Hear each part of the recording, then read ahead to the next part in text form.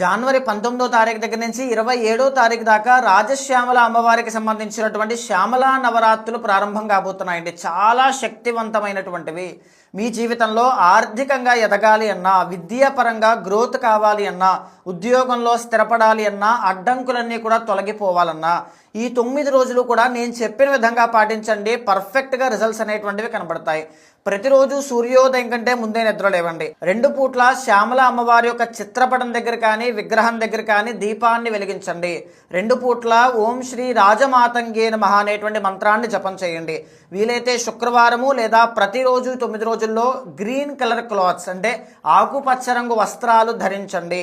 తర్వాత ఏదైనా శుక్రవారం నాడు కానీ ఏదో ఒక రోజు కుమారీ పూజ అంటే చిన్న వయసు ఉన్నటువంటి పాపని అమ్మవారి స్వరూపంగా భావించి పూజించండి, ప్రార్థించండి.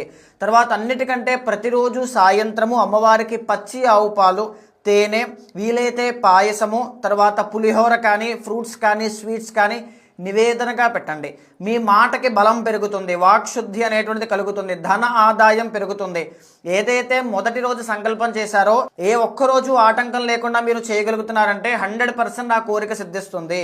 ఇంకా శక్తి ఉంటే సాధన చేసే గురువులను ఆశ్రయించి అమ్మవారికి హోమాన్ని నిర్వహించండి. చాలా మంచి ఫలితాలు కలుగుతాయండి.